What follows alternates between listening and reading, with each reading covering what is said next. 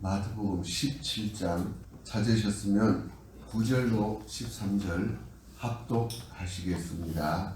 그들이 산에서 내려올 때에 예수께서 명하여 이르시되 인자가 죽은 자 가운데서 살아나기 전에는 본 것을 아무에게도 이르지 말라 하시니 제자들이 물어이르되 그러면 어찌하여 서기관들이 엘리야가 먼저 와야 하리라 하나이까. 예수께서 대답하여 이르시되 엘리야가 과연 먼저 와서 모든 일을 회복하리라.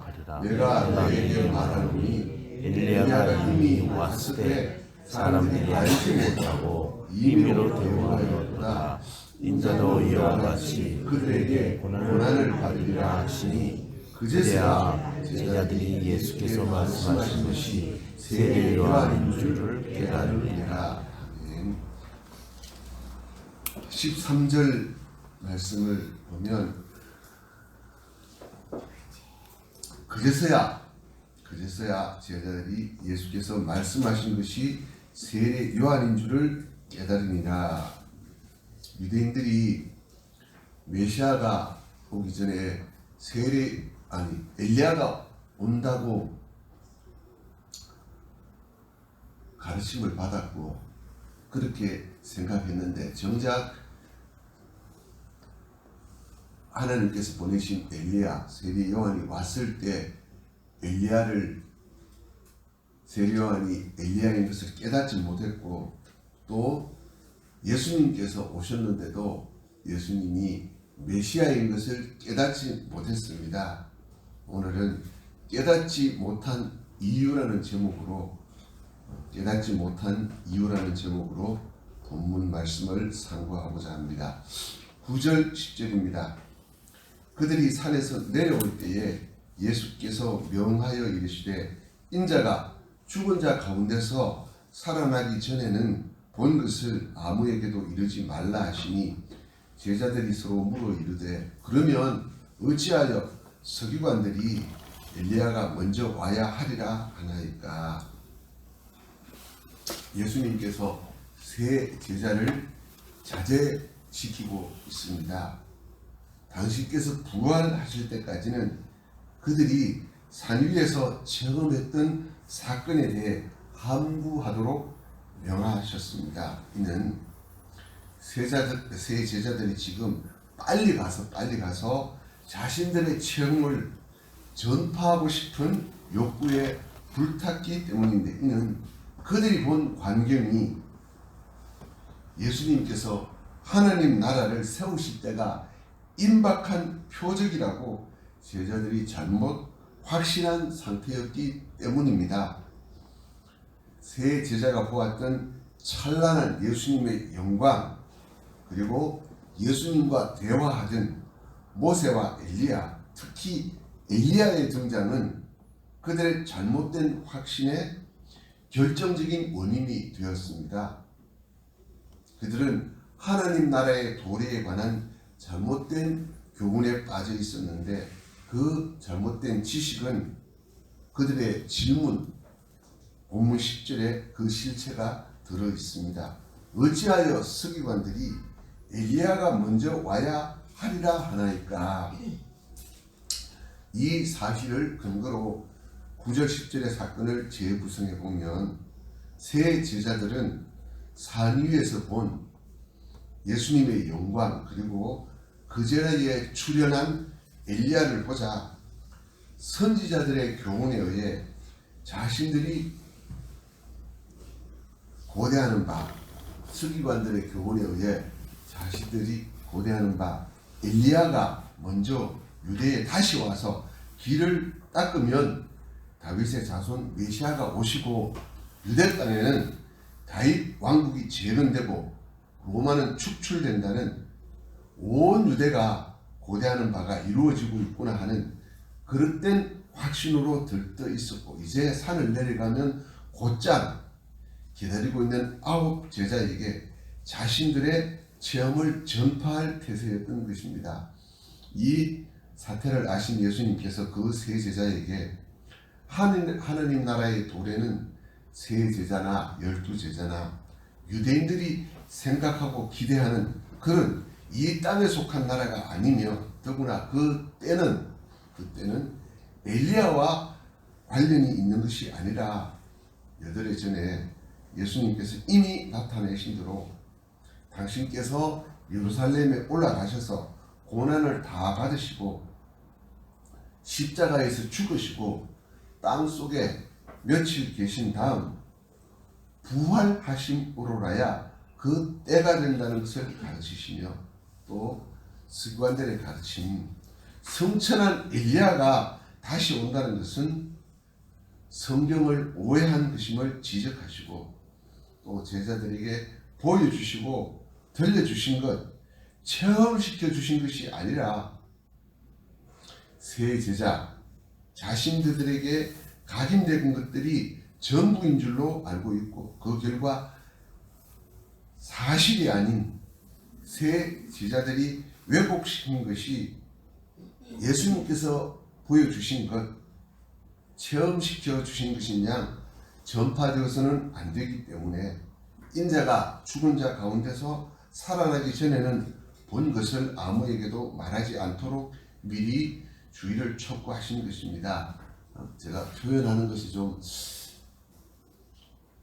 납득이 되시는지 모르겠습니다. 첫째, 제자들은 예수님께서 메시아이심을 고백했고 이제 예수님께서 육신을 입으시기 전 하나님의 본체로서의 영광을 조금이나마 보았습니다. 그러나 그들이 예수님께 대해서 알고 있는 것은 지극히 작은 부분에 불과했습니다. 베드로는 예수님을 메시아로 고백하자마자 예수님께서 메시아로서 하셔야 할 일을 말씀하시니까 그것을 만류하다가 예수님께 책망을 들어야 하는 수준이었습니다. 그런데다가 영광 중에 모세와 엘리야가 함께 계신 것을 보고 초막을 짓겠다고 나댈 만큼 성급하기까지 하였습니다. 세 제자 모두 예수님께서 메시아라는 사실은 확실히 알지만 아직 예수님의 고난과 죽음 그리고 부활에 대해서는 전혀 무지했습니다.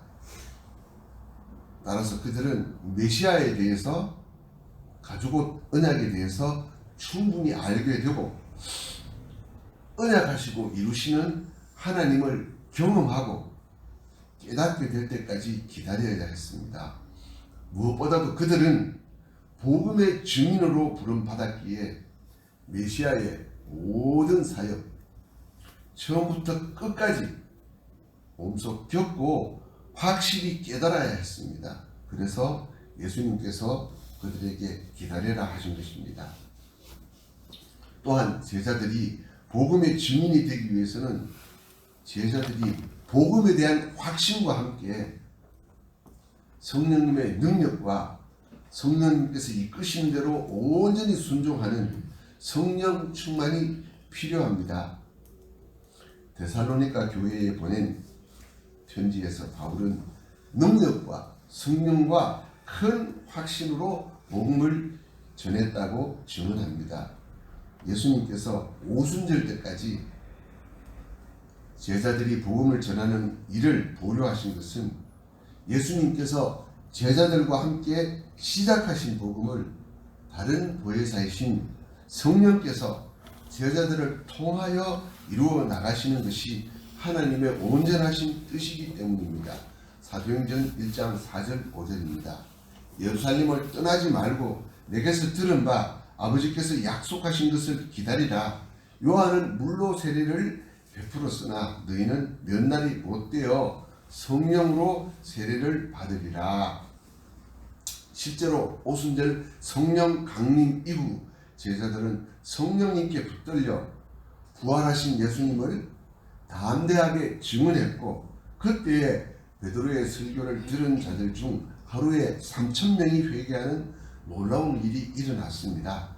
그 이후에 그는 자신이 그때 그 산에서 보았던 예수님의 영광에 대해 증언했습니다. 예수님께서 그때까지 그들을 만류시켰던 것입니다. 베드로후서 1장 16절로 18절입니다. 우리는 그의 크신 위엄을 친히 본 자라 지극히 큰 영광 중에서 이러한 소리가 그에게 나기를 이는 내 사랑하는 아들이요 내 기뻐하는 자라 하실 때에 그가 하나님 아버지께 존귀와 영광을 받으셨느니라. 이 소리는 우리가 그와 함께 거룩한 산에 있을 때에 하늘로부터 난 것을 들은 것이라.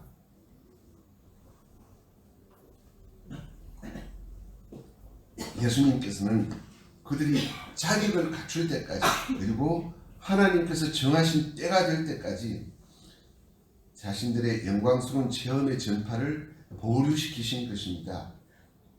그렇지만 제자들은 예수님께서 이 영광스러운 체험의 전파를 보류시킨 이유가 납득되지 않았습니다. 마가복음 9장 10절입니다. 그들이 이 말씀을 마음에 두며 서로 문의하되 죽은 자 가운데서 살아나는 것이 무엇일까 하고, 제자들은 인자가 죽어야 하는 이유를 알 수 없었고 납득할 수 없었고, 또 인자가 죽었다가 살아난다는 말이 예수님께서 지금 비유로 말씀하시는 것인지 사실을 말씀하시는 것인지 판단하지 못하고 있으면서도 예수님께 묻지는 못하고 자신들끼리 그 답을 알아내고자 서로 묻고 있는 것입니다. 세 제자들은 예수님의 말씀을 이해할 수는 없었지만 그 말씀대로 입을 닫았습니다. 메시아의 구속은, 이 사역은 사람들에게 한 번도 완전히 드러나지는 않았던 계시였습니다. 제자들은 모든 구속 사역을 목격하게 될 때까지 좀 더 기다려야 했습니다. 예수님의 제자들은 머지않아 예수님의 증인이 될 것입니다. 그때에 그들은 예수님의 본질적 영광에 대해서 증언하게 될 것입니다. 그러나 그들이 예수님의 증인이 될 때까지는 시간이 필요했습니다. 우선 그들은 예수님의 죽음과 부활을 목격해야만 했습니다. 그러므로 그들은 이 일이 일어날 때까지 기다려야 했습니다. 또한 그들은 복음의 증인이 되기 위해서 성령님께로부터 능력을 받아야 했습니다. 그러므로 그들은 성령 강림 때까지 기다려야 했습니다. 하나님께서 우리를 구원하시는 과정은 지식으로 아는 것이 아니라 내가 직접 체험해야 알 수 있고, 더구나 성령께서 깨닫게 해주셔야 알 수 있는 일이기 때문입니다. 11절로 13절입니다. 예수께서 대답하여 이르시되 엘리야가 과연 먼저 와서 모든 일을 회복하리라. 내가 너에게 말하노니 엘리야가 이미 왔으되 사람들이 알지 못하고 임의로 대우하였도다. 인자도 이와 같이 그들에게 고난을 받으리라 하시니, 그제서야 제자들이 예수께서 말씀하신 것이 세례 요한인 줄을 깨달으니라. 서기관들은 엘리야가 먼저 와야 한다고 가르쳤는데, 이는 말라기 선지자가 오래전에 엘리야가 메시아보다 먼저 와서 메시아의 길을 예비할 것을 예고했기 때문입니다. 말라기 3장 1절, 4장 5절, 6절에 그렇게 기록되어 있습니다. 그러므로 제자들은 메시아보다 엘리야가 먼저 와야 되는데, 메시아신 예수님께서 세상에 오셨지만 그들은 엘리야를 만나지 못했다고 생각했습니다. 그런데 그날 그 산 위에서 엘리야를 보았는데 잠시 나타났다가 사라져 버리고 말았습니다. 자신들은 엘리야를 봤으니까 이제 그때가 되었다고 생각했는데 예수님께서는 그 사실을 말하지 못하도록 만류하고 있는 것입니다. 그래서 세 제자들은 엘리야가 먼저 오리라는 말씀에 대해서 혼란을 느끼고 있는 것입니다. 그래서 그들은 산에서 내려오면서 예수님께, 그러면 왜 서기관들은 엘리야가 먼저 와야 한다고 말합니까? 라고 질문한 것입니다. 예수님은 엘리야가 메시아보다 먼저 와서 모든 일을 회복하는 것이 맞다. 성경 예언대로 엘리야가 먼저 와서 메시아의 길을 예비하는 것이다. 엘리야가 이미 세상에 왔지만 사람들이 알지 못하고 그를 임의로 했다. 이미 엘리야가 세상에 와서 모든 일을 회복했다고 말씀하셨습니다. 사실 엘리야가 회개의 세례요한이 회개의 세례를 전파했기 때문에 그 요한의 제자였던 야고보와 요한과 안드레가 예수님의 제자가 되었던 것입니다. 예수님의 말씀을 듣고서야 세 제자는 자신들이 산 위에서 본 엘리야가 아니라 바로 세례 요한을 가리켰음을 알아차렸다는 말입니다.